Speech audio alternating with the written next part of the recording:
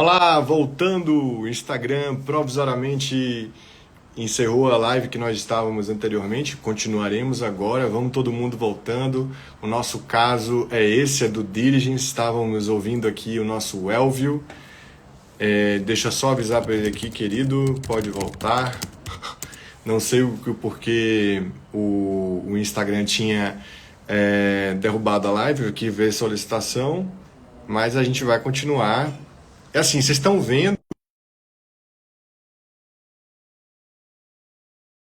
auditoria legal, referência hoje em tecnologia. A maneira como a auditoria legal ela é procedida envolve bastante tecnologia. Desculpa, meu amigo, não sei por que a Voltou, live caiu, foi né? encerrada aqui.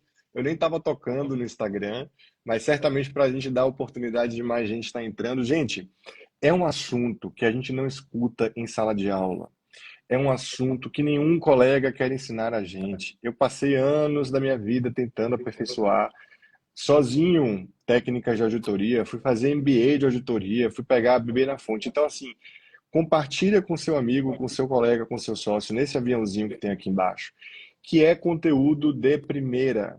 E vocês estão conversando aqui com dois colegas que fazem isso no dia a dia, na advocacia extrajudicial, e que, graças a Deus, tiveram um bom retorno dessa dedicação. E eu estava ouvindo aqui o nosso amigo Elvio explicando que o prazo é determinante, né, Elvio, para que a gente Exato. consiga ter a entrega da auditoria legal para o cliente dentro da dinâmica empresarial. É mais ou menos como funciona aí. O M&A tem advogados societários que viram noites. Nós também, advogados imobiliaristas, viramos noite, passamos finais de semana trabalhando muitas vezes, quando existe um due diligence com prazo fechado, né? Com prazo curto. E sempre vem com prazo fechado, né? Assim, nunca vem diferente. Todos os clientes já chegam com a solicitação com um tempo muito exíguo, né? Porque assim, não se pode perder a oportunidade de fechamento de um negócio. O negócio só vai ser fechado se a gente disser, vai, continua que dá certo, não é isso? Então, voltando aqui ao raciocínio, assim, desse produto que a gente, desse formato que a gente criou aqui dentro, com essa do I 4.0, sim, uma das premissas é essa velocidade da entrega, sim. Quando a gente saiu do PowerPoint e a gente foi para a plataforma digital, nós diminuímos o prazo de entrega em 25% do tempo. Isso foi surreal, né? Na assertividade dessa entrega, essa montagem, na medida que o advogado vai analisando as certidões, já vai enxertando dentro da plataforma, o parecer vai se autoconstruindo. É muito legal isso. É muito legal porque eu não preciso mais. Eu tinha um advogado que passava 15 dias para fazer a montagem do parecer. Eu tinha um advogado dedicado para fazer a montagem do parecer no PowerPoint. Isso não tinha o menor cabimento. Esse tempo eu vou gastar com outra coisa. Então, uma outra coisa legal que eu estava falando quando caiu a live é que a gente, indo nessa toada da tecnologia, a gente tem uma parceria muito legal com uma empresa do grupo que é uma emissora de certidões, que é a Red, da nossa amiga Lara Praça, Beijo, Lara. que Beijo, deve estar Lara. aqui nos assistindo. Então, é muito importante porque é uma empresa que já nasceu com a tecnologia em seu DNA e faz a emissão toda automatizada. A gente está partindo para. Hoje ela me entrega as certidões no Dropbox, né? Mas a ideia no Drive, a ideia é que a própria emissora lá, a Red, já faça o upload dessas certidões no nosso sistema, na nossa plataforma, e no final das contas, quando eu fizer esse parecer e entregar para o cliente, eu vou entregar um simples link para ele que ele vai acessar, ele vai fazer o clique nas certidões e vai acessar tudo de forma remota, na nuvem, vai ficar lá pelo tempo que for preciso. Mas a gente teve que fazer isso, okay, para poder acompanhar o dinamismo do mercado, né? E não para por aí, não para por aí. Você sabe que tem uma etapa muito importante dentro do processo de due diligence, que é a análise processual, né? É uma outra coisa complicada, porque eu me deparo, tenho um case que eu vou aqui compartilhar com vocês, de uma SA, que tem atuação no Brasil inteiro, me deparei já com a situação de 9 mil processos de um pesquisado, 9 mil ações judiciais. É humanamente impossível eu pegar um advogado para analisar 9 mil processos. Então, a gente está, aqui em primeira mão, essa revelação, a gente está Sim. em fase de teste com um robô que foi construído aqui no estado do Ceará. Esse robô vai analisar risco. Ele vai tomar o lugar desse advogado, que não é tomar o lugar, na verdade, ele vem ajudar, porque é sempre insubstituível o advogado. Mas ele vem ali ajudar nessa entrega, nessa análise do risco processual, mais uma vez, velocidade, assertividade e responsabilidade nessa entrega. Quer dizer, é muito sério que a gente entrega. A gente entrega uma decisão na mão do cliente para dizer o seguinte, olha, sob a nossa ótica, e a DUI é muito uma fotografia daquele momento, né? Então, Exato. sobre o que a gente analisou, a gente diz, toque, continue o negócio. Então, assim, é uma opinião com muita responsabilidade. Mas, meu amigo, falei muito aqui, quero saber de você. E tu, como é que você começou com essa história de DUI aí? A gente começou com os estrangeiros que queriam investir no mercado imobiliário da Bahia, né, lá nos idos de 2008, 2009. E eram perfis assim que em grande parte era pessoa física, investidora que queria comprar uma pousada em Itacaré, em Prado Forte, comprar uma casa em Morro de São Paulo. Então variava bastante o perfil dessa auditoria. Depois a gente começou a fazer cada vez mais para incorporação e depois para setores fora da incorporação, né? Com a abertura do nosso próprio escritório desde 2013, o Kes Advogados trabalhava muito naquela época para as maiores incorporadoras do estado, né? E a gente começou a trabalhar também para fora, naquela época, basicamente com o que você colocou, Elvio, focado em método, agilidade e clareza. Não adiantava. Uma coisa importante era, não adianta você entregar aquele relatório de 100 folhas se você não tiver um resumo executivo, uma folha simples, um resumo do quais são os principais riscos. Em 2015, a gente conseguiu desenvolver, foi um ano bem difícil, né, no cenário imobiliário no país, porque era pós-Lava Jato. Algumas empresas que eu trabalhava estavam na Lava Jato, então a gente fazia área imobiliária, mas ela estava com dificuldade financeira por conta da Lava Jato. E ali a gente começou a rodar o sistema CAD de análise de imóveis, se cai, que, entre outras coisas, a gente alocou na mesma base de dados todos os aspectos fundiários do estado da Bahia naquela época, com relação às plantas cadastrais do estado, do município, da União. A gente conseguiu sobrepor área de marinha, os cadastros da área de marinha, é, a base de dados da prefeitura que tinha tombamentos também. Isso ajudou muito a gente dar segurança e evitar o que no estado da Bahia era uma característica recorrente, que é matrícula falsa e matrícula de área pública. E a gente já pode comentar um pouquinho sobre isso, sobre casos, né, que a gente pegou e evitou com que o cliente empreendesse em uma área que seria furada, né, apesar de um registro apontar a possibilidade de que isso fosse lícito. A auditoria do advogado, que eu dizia no início da live, é, atribuição exclusiva da advocacia. Perfeito, Nenhum perfeito. outro profissional pode falar sobre due diligence. Legal. Muito bom você pontuar isso. Advogado. Então, não, a gente tem uma importância no sistema extrajudicial enorme dos despachantes, dos magistrados, dos notários, dos registradores, mas a advocacia de análise de risco para aquisição de imóveis é regulada pela OAB, atividade exclusiva da advocacia.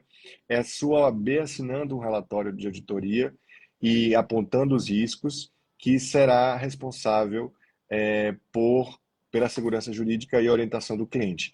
É óbvio que o trabalho do notário, por exemplo, na análise do que está na matrícula é fundamental, mas você fazer uma transação imobiliária que envolve riscos que não vão estar só na matrícula, né, Elvio? Porque a gente tem Sim. várias circunstâncias que infelizmente ainda não aparecem só na matrícula, é a atividade privativa do advogado. E quando a gente começou a fazer auditoria para fora, que aí já veio um momento de advocacia nacional e tudo, é bastante peculiar o que cada regionalidade tem, né? Cada região tem. Por exemplo, aqui em São Paulo é muito determinante a história do solo contaminado, né? Que é um aspecto que tem que ser analisado também quando o due diligence envolve aspectos ambientais. E eu queria perguntar para você, Elvio, dentro dessa sua experiência, Conta pra gente como é que funciona o sistema de precificação. Assim, a gente conversou, você mencionou que tem 3 critérios de precificação. Sim, Como é que funciona essa precificação? Antes, eu quero comentar uma coisinha que eu tinha esquecido. Due diligence não é só para eu aquisição de ia imóveis, falar isso gente. agora, eu ia falar justamente isso agora, eu ia dizer Então, que por favor. a gente vincula muito a due diligence somente com a aquisição, né? Mas a diligence imobiliária, ela pode ter relação com diversas transações, além da compra e venda de imóveis propriamente dita, eu posso ter com projeto de construção civil, eu posso ter com locação comercial, até locação residencial, se tratando de locação residencial de alto padrão, com prestação de aval e de fiança, com oferta de bem em garantia. Eu peguei uma situação no mês passado, Kese. Eu tenho um cliente aqui do escritório que é uma imobiliária, uma administradora de imóveis, e é uma locação com valor expressivo, cerca de R$ 100 mil o valor da locação, e o inquilino queria apresentar como garantia locatícia uma caução em bem imóvel, certo? E o calcionante era um terceiro que não é inquilino, porque o calcionante pode ser o próprio inquilino ou uma terceira pessoa. E a imobiliária, de forma muito diligente, nos contratou para fazermos um andui acerca dessa garantia. Olha que legal, né? Então, a gente vincula muito a DUI só com a questão da aquisição, mas não necessariamente, né? Existem vários, arrendamento comercial, arrendamento mercantil, arrendamento rural, construção de hipoteca, integralização de capital, enfim, tem uma série de situações Financiamento onde também, né? O credor financiamentos, fazendo. perfeito, perfeito. A gente tem trabalhado, Elvio, para uma entidade financeira que contrata o escritório para analisar o risco na concessão do crédito para um empreendimento imobiliário. Então, ele vai financiar o empreendimento imobiliário e ele quer que o due diligence aponte os riscos para o financiamento. Quais são os riscos de dificuldades que esse empreendimento vai enfrentar? Uma outra coisa importante, gente, é que risco, ele não é só fraude de execução, evicção, fraude a credores, etc. Jamais. Risco é tempo também. Tempo que vai ser levado para poder o empreendimento começar a ser empreendido. Muitas vezes o imóvel precisa de uma retificação diária. É o due diligence que vai mostrar, não é isso, Elvio? Ó, Exatamente, esse imóvel perfeito. precisa de retificação. E é impressionante quantos empreendedores, eu sei porque muitos depois nos procuram sem o due diligence anterior, e nos procuram para poder fazer a retificação, a regularização do imóvel. Compram um imóvel sem o due diligence ainda, Elvio. Muita gente faz isso, Tem. né? Um campo enorme de crescimento para atuação. Eu acredito, sabe, É, que até uhum. isso, eu acho que quanto mais a gente sobe no país, essa é uma questão meio que cultural, né? Eu não sei, você está com experiência maior do que a gente aí no eixo sudeste, né? Você está em São Paulo já de forma mais sedimentada. Como é aí, acredito que tem uma cultura mais consciente em relação a isso, né? Mas a nível de Nordeste você ainda vê muitas operações realmente sem esse cuidado, né? Que é tão indispensável. Kesi, mas falando um pouquinho sobre a precificação que você me perguntou aqui, é muito interessante essa questão da precificação, né? Porque se você for lá na tabela da OAB, não vai ter esse serviço lá destacado, né? Então, a gente precisou aqui estruturar de que forma seria justa uma remuneração para um escritório, para um advogado, que faz uma atividade tão densa e com tanta responsabilidade envolvida. A gente precisa remunerar de forma justa, né? Na proporção dessa entrega, né? Aqui eu costumo dizer que nós temos 3 formas de remuneração, aí vai depender do tipo de DUI que esteja envolvida, tá? Eu tenho a primeira, que é a forma mais simples, que é um percentual sobre a operação imobiliária. É um percentual, e aí você vai estabelecer X% sobre aquela operação que você vai analisar. Essa é a forma mais simplória, digamos assim. Eu tenho um outro formato, que é um formato que eu acho que ele funciona muito bem, que é um formato de faixas de pesquisado. E aí daqui a pouco a gente pode falar um pouquinho sobre os pesquisados, quem são esses pesquisados, né? Uhum. Mas aí, voltando aqui para a precificação, nessa faixa de pesquisados, eu posso estabelecer, de 0 a 10 pesquisados, por exemplo, o valor é X. De 11 a 20, eu faço as minhas faixas, coisa semelhante àquelas faixas que a gente tem lá na tabela do Tribunal de Justiça, para Uhum. recolhimento de custos, seria algo mais ou menos assim. E aí é óbvio que quanto mais o pesquisado eu tiver, eu tento diminuir esse custo para o cliente, né? Então, essa é uma boa opção que funciona muito bem, tá? E a gente tem uma terceira forma de remunerar, e essa é bastante interessante, essa inclusive foi resultado de um estudo que a gente fez internamente aqui, que é através do sistema de timesheet, né? Então, no sistema de timesheet, eu vou cobrar pelo preço de hora utilizado. Quer dizer, eu tenho hoje aqui já definido dentro do escritório que eu levo cerca de 7 horas a 7 horas e 45 minutos ao web. Isso é loucura. É tão preciso assim? É de 7 a 7 horas e 45 minutos para concluir um pesquisado, certo? E o que é que você faz nessas 7 horas a 7 horas e 45 minutos? Eu faço 17 etapas para concluir esse pesquisado. São as mais diversas tarefas. E essas tarefas, elas são feitas, são realizadas por uma equipe multidisciplinar. Eu vou ter nessa tarefa atividades alocadas para um advogado sênior, para um advogado pleno, para um júnior 1, para um júnior 2, e óbvio, a hora de cada profissional desse é diferente, né?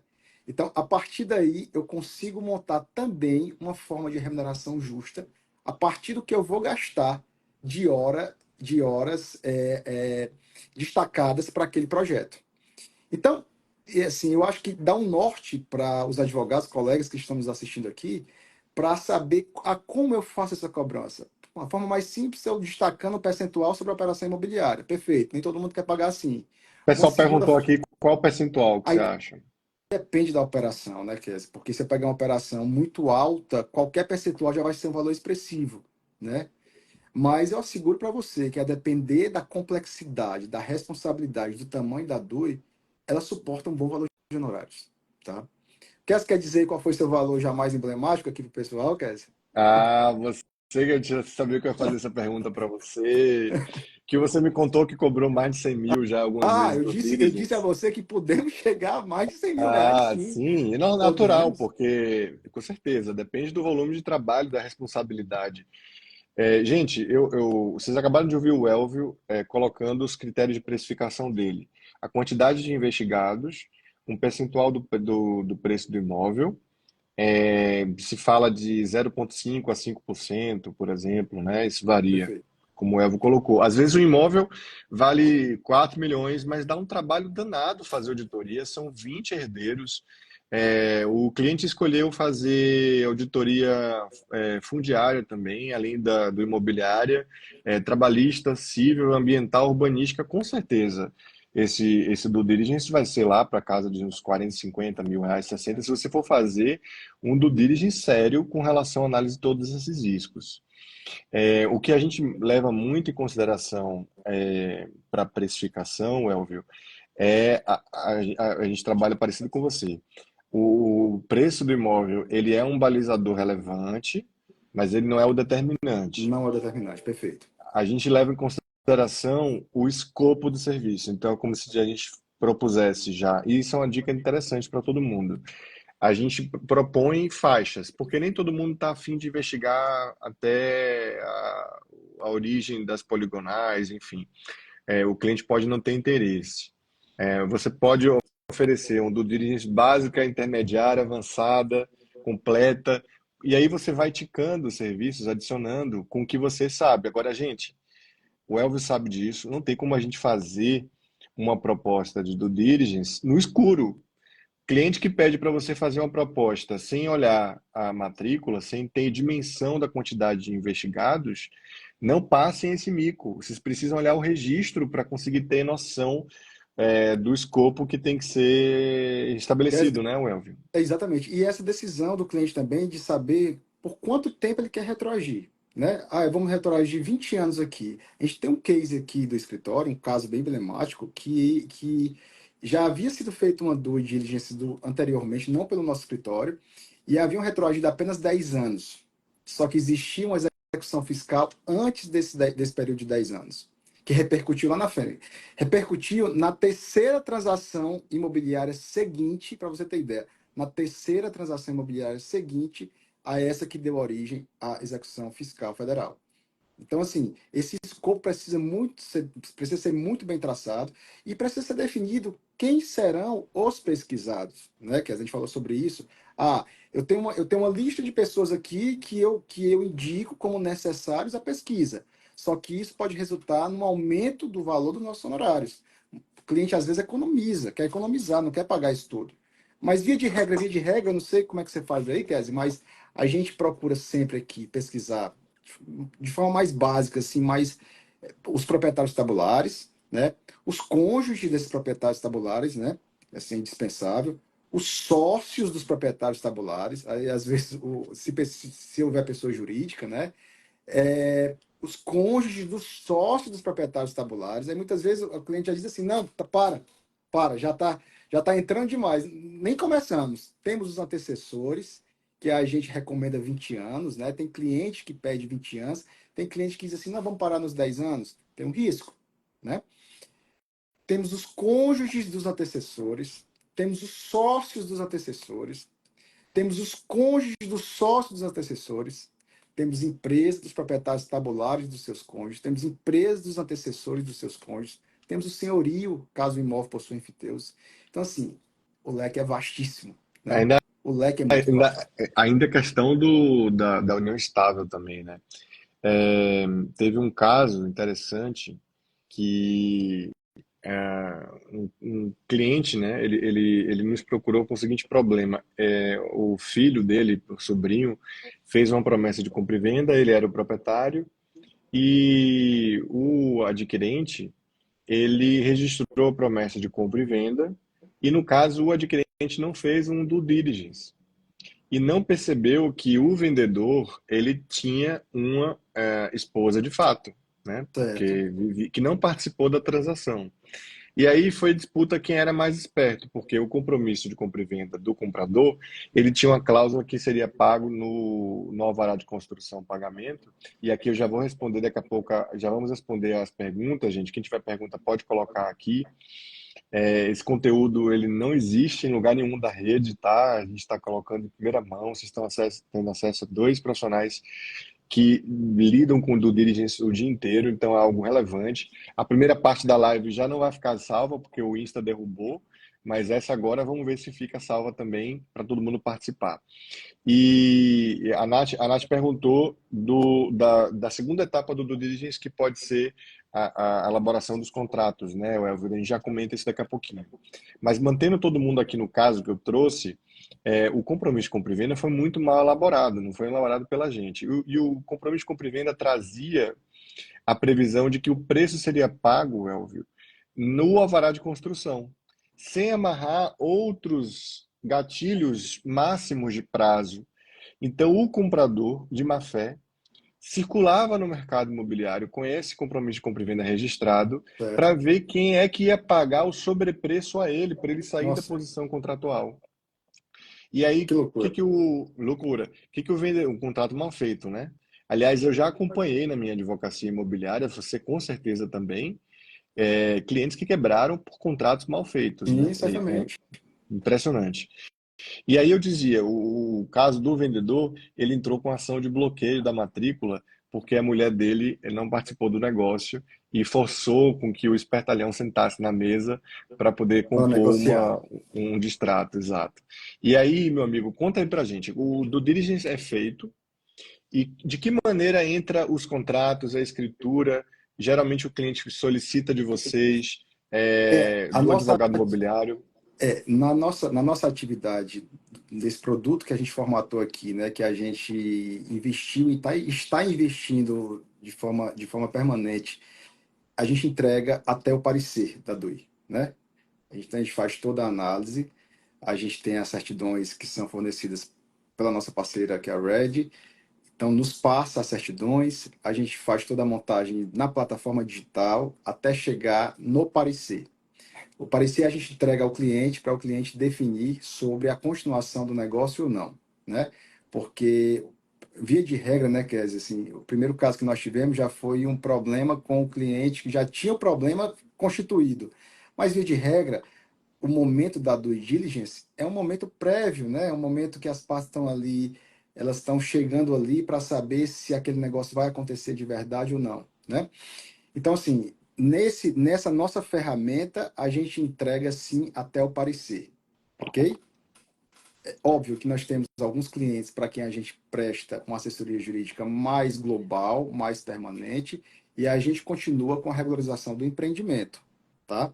A Uhum. gente, inclusive, faz a parte de incorporação imobiliária, depois faz os contratos de promessa de compra e venda, depois esses clientes, para que eles vendem, passam, inclusive, alguns a ficarem inadimplentes, e eles vêm aqui para o escritório, porque nós temos um setor de cobrança aqui, e terminam por fazer a cobrança desses adquirentes. Às vezes é necessário entrar com ação de rescisão contratual, às vezes a gente faz aquele procedimento do distrato unilateral. Para alguns clientes, a gente tem uma advocacia mais global, que vai desde a DOI até uma eventual retomada do imóvel.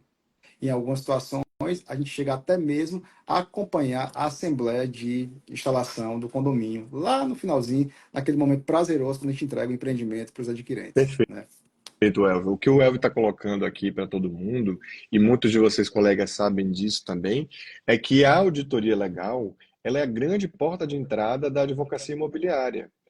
Tá na moda falar de regularização de imóveis, né? Mas o que o advogado precisa dominar é a técnica de auditar para conquistar bons clientes, porque bons clientes vão solicitar o due diligence e a regularização daquele imóvel onde ele quer empreender.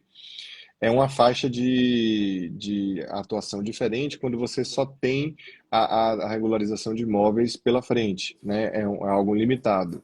Várias vezes nós somos demandados para fazer auditoria, os contratos antes da auditoria, por exemplo, uma opção de compra e venda, faz do diligence, tem um parecer que envolve regularização, que envolve a possibilidade de extrato de um compromisso, se for o caso, ou uma alocação de risco numa escritura maior de permuta, e a gente poder fazer até empreendimento, como o Elvio está colocando também.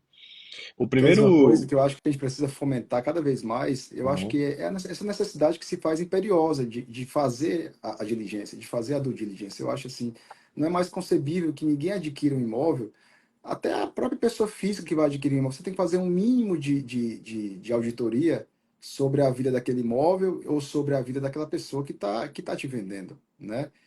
Não são raras as situações que a gente se depara com pessoas que experimentam situações super amargas porque adquiriram de qualquer forma. É, Adquiriram pegando um contrato aí de internet, um modelo de internet e foi. Meteram a cara e fizeram, né? sim. Então, O eu acho que é primeiro. nosso papel, enquanto profissional do direito, enquanto advogado do mercado imobiliário, de sempre fomentar essa prática, porque é uma prática que ela realmente se mostra imperiosa e necessária para a segurança das relações jurídicas, sim. Perfeito, meu amigo. Inclusive, o primeiro grande due diligence que eu participei, é um caso interessante para compartilhar aqui. A, a gente fez auditoria, aí quem está perguntando tanto valor, né? Na época, isso foi 2010. O primeiro grande due diligence foi de um imóvel de 13 milhões de reais. Na época deve ter sido cobrado 50 mil, porque eram vários aspectos de auditoria, envolvia também patrimônio histórico-cultural, era ambiental urbanístico, e fundiário e imobiliário. Bem, a gente identificou todas as questões que tinham que ser regularizadas na matrícula e depois atuou por hora técnica regularizando as matrículas. E mais, a gente verificou, Elvio, olha só como o due diligence é importante, um potencial conflito possessório com o vizinho daquele terreno. E preparou o terreno para poder, o cliente adquirente, para poder se acautelar do possível conflito. Quando o conflito foi desencadeado, outro dia eu estava conversando com a incorporadora aqui de São Paulo, que está tendo um negócio de conflito de posse, aí ela me perguntou, manda a notificação? Eu disse, não, a posse é sua, mete o trator lá, e quem tem posse não pede autorização a ninguém. E aí meteram um trator lá, né, nesse empreendimento, só que com o do diligence todo preparado, ele conseguiu ganhar todas as ações. Legal. E ainda desencadeou com a atuação nossa no contencioso, porque é a possessória do vizinho.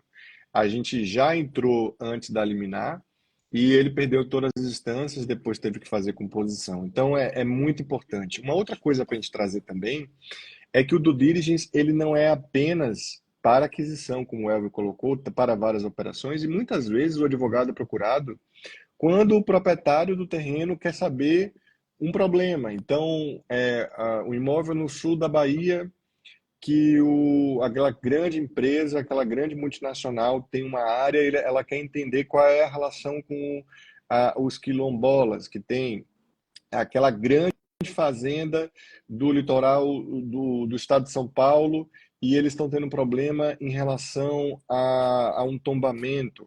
Então, você faz uma análise e dá um parecer interno, que também é do diligence, também você orienta as ações a partir disso. Quantas coisas são fruto, Elvio, da Kézia, auditoria é um imobiliária? universo, é um mundo, é um mundo. Você falou desse problema possessório aqui, me ocorreu aqui uma situação que a gente vivenciou aqui no escritório, de uma incorporadora que estava adquirindo um imóvel e ao lado existia uma mina de água mineral, um aquífero, tá? E aí a gente foi notificado pela empresa que, aliás, a gente não, nosso cliente foi notificado pela empresa que explorava a lavra da água mineral para que não realizássemos nenhuma obra que viesse a prejudicar a exploração daquela água mineral, né? Então foi necessário que para a empresa, para o nosso cliente, para tomar as medidas necessárias para essa operação, uma consulta junto ao órgão regulador, né, que existe a Agência Nacional de Mineração, apresentando todo o projeto. E aí a gente foi fazer pesquisa de jurisprudência sobre o precedentes dessa natureza, o que fazer. E nós encontramos um julgado bem interessante que dizia o seguinte, que a priori, né, prevalece a exploração da água. Todavia, há de ser feita uma ponderação sobre entre o potencial dessa mina, por quanto tempo essa mina ainda vai fornecer água mineral, qual é o período de vida dela, versus o benefício social, barra econômico, barra financeiro, daquele empreendimento que pode ser ali construído. Muito interessante Uhum. esse julgado, né? Então, Muito. você imagina, você se depara com as mais diversas situações. Quem imagina que vai adquirir um imóvel, lá embaixo vai ter uma mina de água mineral, que o vizinho vai implicar com essa história, né? Então, assim, realmente é um mundo de possibilidades que só vai ser encontrado, Kézia, com a due diligence, não tem jeito. E uma dica que eu sempre dou aos alunos, o Elvio, que você está trazendo é importante lembrar disso, que você se responsabiliza pela análise de documentos. É bom listar sempre quais são os documentos que você está analisando. Porque muitas vezes o cliente não apresenta algum tipo de documento que pode ser determinante. Sim. Você sabe disso. Muitas vezes a gente tem que terminar um due diligence antes de analisar todos os documentos, porque ele precisa de tomar uma decisão Sabe o empresarial que antes, que a né, gente de costuma obter. fazer? A gente Uhum. costuma fazer entregas parciais, né? Relatório parcial de due diligence. Como a gente está hoje com essa plataforma digital, então o cliente vai recebendo um link e ele já vai tendo acesso a algumas certidões, a partes desse esqueleto que a gente vai montando, né? No final sai todo montadinho, mas no decorrer, porque a depender do tamanho da DUI, pode ser algo muito denso, né?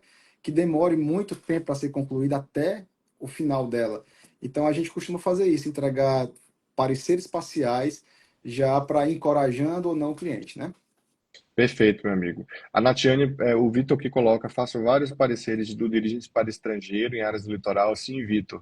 É muito comum que os estrangeiros tenham um hábito, inclusive na Inglaterra não se faz aquisição de imóveis sem a presença de um advogado. Muito legal. É sempre desafiador explicar todos os aspectos jurídicos e burocráticos envolvidos. Um abraço, Vitor. Hoje meu espanhol formal ele é muito bom porque eu fiz muito relatório em espanhol de due diligence, né? Para turmas porque a turma investia na Bahia e no Ceará, né? Dos espanhóis. E, Muito, Ceará. Nós aliás, temos uma costa aqui muito atrativa, muito atraente, né? maravilhosa. Dois amigos meus estavam na Espanha, e ele e ela estavam perguntando para onde ir depois do Rio de Janeiro e São Paulo. Aí eu disse, olha, Fortaleza tem Cumbuco, Fortim, Icaraizinho, Icaraí, Jericoacoara. Canoa Quebrada, que Jericoacoara já não é mais tão próximo, né? Assim, difícil deixar de conhecer o Ceará como outra opção, mas obviamente também deu as opções da Bahia, né? Que ele tinha que fazer dos dois, eu falei para ele. Aqui a Natiane comenta se a gente já inclui na proposta a promessa de compra e venda ou opção de compra. Depende da Depende da negociação, né, negociação. Welvio? É uma opção. Pode ser que sim ou não, né? Aí depende da negociação. Eu acho que precisa ter um pouco de cautela para não assustar o cliente colocando mil coisas, que ele pode fazer não nenhuma, né? Pode onerar muito essa proposta, né, Kézia? Exato. Tem uma outra coisa que você tem que combinar a sistemática, que é do reembolso dos emolumentos, né? Algumas certidões você consegue emitir de forma gratuita, outras são pagas, né? Uhum. Então, é bom que você deixe destacado isso, se realmente já vai estar incluso ou não vai estar incluso, ou você fica lá antecipando as custas e depois o cliente vem e lhe ressarce, né? No dia a dia Perfeito. isso é muito comum acontecer, né? Perfeito. Uma outra pessoa que perguntou se o despachante não pode fazer due diligence. Eu já dei muita aula de aquisição de imóveis para corretores, porque o corretor, tendo uma boa noção, inclusive eu já tive na especialização nos corretores, que tem o grande diferencial dele poder identificar o cheiro do risco, da nulidade, do prejuízo ali, né? Mas muitos corretores nos trazem, né, o Elvio, quando percebem que a coisa precisa realmente de uma metodologia, de uma responsabilidade, de uma análise mais Perfeito. acurada do advogado. Exatamente. Eu acho que A gente tem. nada vai substituir a técnica do advogado, né? Quer dizer, é muito difícil. Perfeito. Vários notários também me trazem casos ó, Kézia, eu mandei para você aqui o cliente veio fazer a escritura, tá com esse problema aqui, orientei ele antes de fazer a escritura pública, analisar esse risco, analisar se é o caso realmente de fazer a aquisição. O que se pode fazer, É, né? Quer dizer, aproveitando aí a questão do corretor de imóvel, que é uma profissão super louvável, uma profissão que ela fomenta muito o mercado imobiliário, você pode tentar estabelecer uma parceria, né, do corretor com o escritório, né? Ele pode. Atenção, gente, ó, atenção, olha a super dica do Elvio. É uma Fala dica, de eu acho que é novo, uma Neto. opção. Sim. Eu acho que o corretor de imóvel tem um papel assim fundamental no dinamismo do mercado imobiliário, né? E ele sim ele pode atuar como um parceiro sim no negócio, não tem nenhum problema, eu não vejo nenhum impedimento em relação a isso. Perfeito, meu amigo. Meus amigos, aqui sim é direito imobiliário de verdade, gente que faz direito imobiliário do dia a dia. Vamos dando o like aqui para todo mundo poder participar e depois a live poder chegar a mais pessoas. A Ana Caroline pergunta: professores, indicam algum curso ou livro sobre due diligence? Vamos organizar um curso, devemos lançar primeiro um curso gratuito de 2 ou 3 dias lá entre abril e maio. O Elvio já está escaladíssimo para ser professor Ô, rapaz, do coisa boa, curso quanta honra.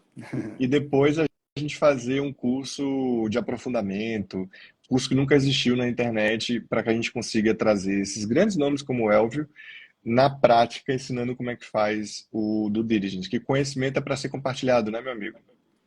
Kézia, eu vou aqui só ratificar o que falei no início, porque já que a primeira parte não ficou salva, né, eu preciso dizer mais uma vez aqui o quanto é generosa essa sua postura, essa tua atitude de fazer esse encontro, né? Porque realmente é um desprendimento, tá, Kézia? Nem todo mundo nem se propõe a isso, a parar aqui o seu dia 1 hora, 1 hora e meia, para, mais uma vez, de forma gratuita e democrática, partilhar conhecimento, tá? Uma coisa que é tão cara nesse país, para você ter acesso ao conhecimento, você precisa pagar, ao bom conhecimento, você precisa pagar caro para fazer um curso de uma pós-graduação, um curso de extensão, e você, através dessa sua iniciativa, está aqui partilhando de forma generosa, gratuita, democratizando a partilha com todos nós aqui. Realmente, parabéns, mais uma vez, ficam os aplausos aqui para a sua iniciativa, viu? Vai ser um sucesso, isso aqui não tem como não ser um sucesso. Obrigado, meu amigo Elvio. Obrigado você por estar também, né, aqui conosco. Uma das maiores dificuldades, eu acho, que é a gente ter a nossa advocacia, que é muito intensa. Olha aqui meus olhos vermelhos. Eu estou trabalhando desde manhã cedo e tá o pessoal todo aqui no escritório ainda. Depois que terminar a live, eu vou voltar. Tenho certeza que você também, que você trabalha pra cacete. E aí, a gente tem toda essa dinâmica de corre, né, da advocacia Sim, e o nosso compromisso de compartilhar isso com mais pessoas. Logo quando eu criei a pós de imobiliário da Baiana em 2015, teve uma colega que falou para mim: Ei, você vai formar concorrente? Deixa o mercado assim, que só tem a gente, etc. Pô, depois de 10 anos de especialização, eu só fiz crescer. Eu tenho certeza que você também, que é professor, a gente só multiplica dividindo. Acredito nisso e novas pessoas capazes de fazer grandes coisas só enaltecem aquelas pessoas, as oportunidades, né? Muitos alunos voltam e fazem parceria com a gente, e eu, assim, independente de parceria, o conhecimento ele existe para ser partilhado mesmo, e eu acho que isso é fantástico, essa escalada da transformação. de pegar uma pessoa que nunca fez advocacia imobiliária e poder ser uma grande referência na sua localidade, vai para o interior, advoga, tem grandes oportunidades e volta depois com um depoimento incrível, dizendo: Nossa, eu não tinha essa oportunidade, hoje eu sei fazer. Então, a vida como ela é, né, que é muito mais além de e-books e fórmulas prontas, etc., é isso, a advocacia que a gente Eu precisa estar acho, aqui eu explicando. acho que você está certíssimo no seu raciocínio, que é assim, a gente que tem essa linha acadêmica, né? Eu estou na sala de aula desde 2012, 2013, enfim, dou aula aqui nas principais pós aqui de Fortaleza. Tenho o enorme prazer de também compor hoje o corpo de professores da Baiana, que é um sucesso, né? Para quem eu falo assim, é um sucesso a faculdade, a pós da Baiana é um sucesso. E, mais uma vez, é muito gratificante a sala de aula. Eu costumo dizer, quando eu termino um módulo, quando eu termino uma aula, uma sala de pós-graduação, é a mesma sensação de ter terminado uma corrida de 10 quilômetros, 12 quilômetros, sabe? O que libera de coisa boa não é normal, não é normal. Então, assim, é muito gratificante. Então, não tem que ter esse medo. Eu acho que ninguém tem é que ficar em zona de conforto, sabe? Tem um ditado português que diz: a necessidade faz o sapo pular, né? Eu aplico isso até aqui, ao que a gente viveu aqui na DUI, aqui do escritório, que a gente só passou a investir em tecnologia, saiu do PowerPoint, quando a gente teve a enorme necessidade de fazer, de entregar diferente. Então, depende muito de cada profissional. É você não ficar lá, numa zona de conforto, deitado em berço esplêndido, achando que as coisas vêm de graça. Nada vem de graça. Nada nunca é sorte, né, Kézia? É sempre muito esforço, perseverança, garra e entrega. Essa é a grande verdade. Exato, você, que nem eu, não tinha familiar da advocacia, a gente construiu tudo Perfeito. pela dedicação e estamos aqui com nossos próprios Méritos, né? méritos e Méritos. finais de semana de estudo e dedicação. Meu amigo, Ninguém pegar aqui é muito bom, né, Kézia? com certeza. Olha só, eu escrevi, gente, aqui a plataforma de obtenção de documentação da Lara, que é Que sócia do legal. Elvio.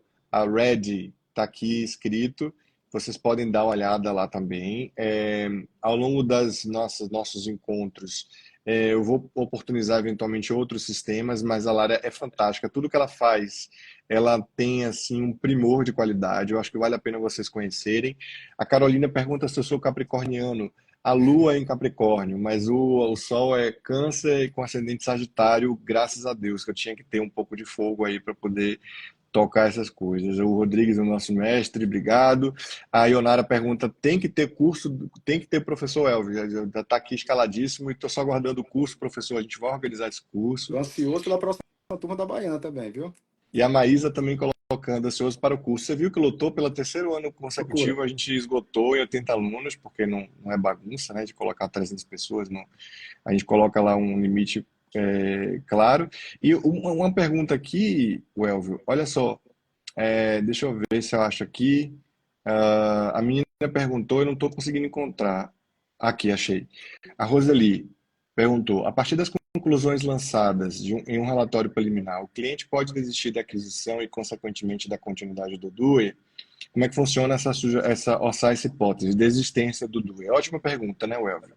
Sim. Geralmente, eu não sei como é que você faz na sua cobrança, Kézia, mas assim, a remuneração do escritório é feita de forma antecipada, né? Então, eu nunca vou condicionar ao êxito ou não dessa transação imobiliária, se ela vai se perfectibilizar ou não. Acho que a gente não pode trabalhar no risco, né?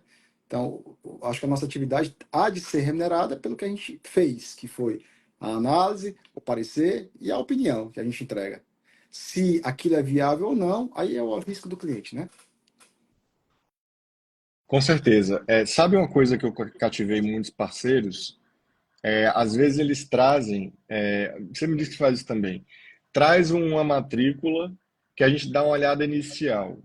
Se tiver muito empipinado, eu já digo para ele: olha, será que vale a pena mesmo, né, você empreender? E aí eu, Bernardo, não cobro por essa olhadinha.